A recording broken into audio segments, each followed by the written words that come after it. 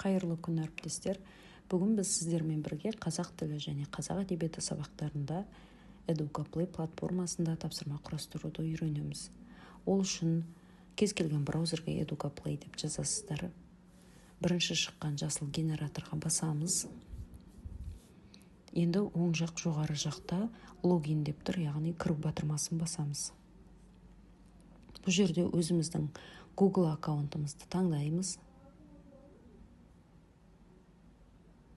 Google аккаунтымыздың паролін тереміз.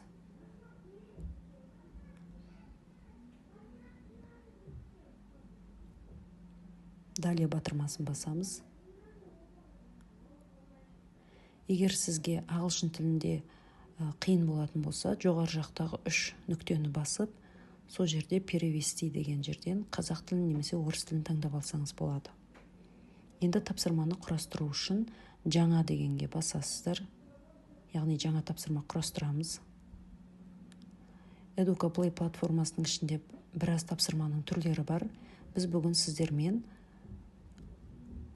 тірек сөздерді табу тапсырмасын құрастырамыз.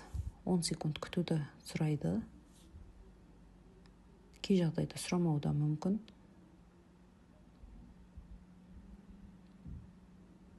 Күте тұрамыз. Енді жаңа тапсырманы құрастыру үшін мәтін жазатын жерге мен алдын ала мәтін дайындап қойдым.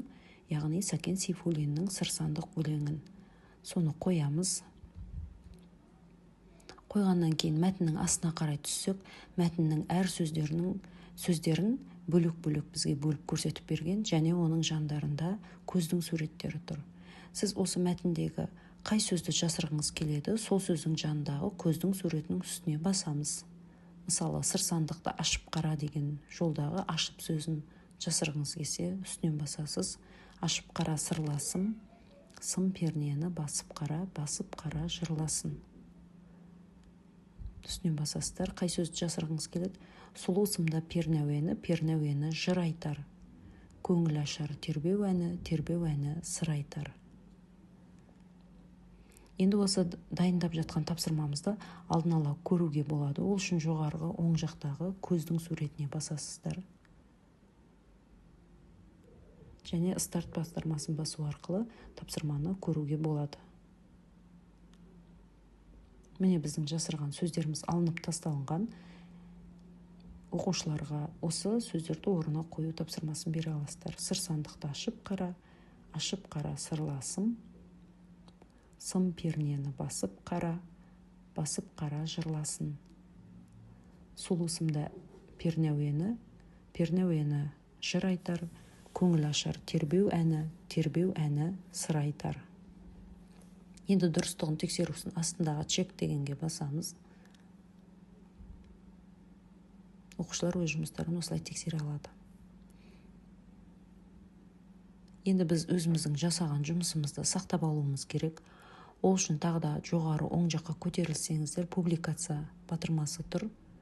Сол жерге басып тақырыпты жазасыздар. Мысалы, сыр-сандық өлеңі. Дескрипторды жазып кетуге болады. Тірек сөздерді табу. Немесе тірек сөздерді орнына қою деген сияқты өздеріңіз қалауларыңыз бойынша. Қайтадан жоғары жаққа көтеріліп публикация батырмасын басамыз. Біздің тапсырмамыз сақталынды. Енді өзіміздің жасаған тапсырманы көру үшін сол жақ жоғары жағында My Games деген бар.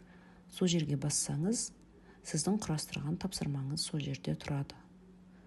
Сыр-сандық өлеңі поделиться батырмасын басып, QR-кодты немесе сілтемесін, көшірмесін жасап алып, оқушыларға жібересіз. Оқушылар сол сілтемеге кіру арқылы тапсырманы орындайды.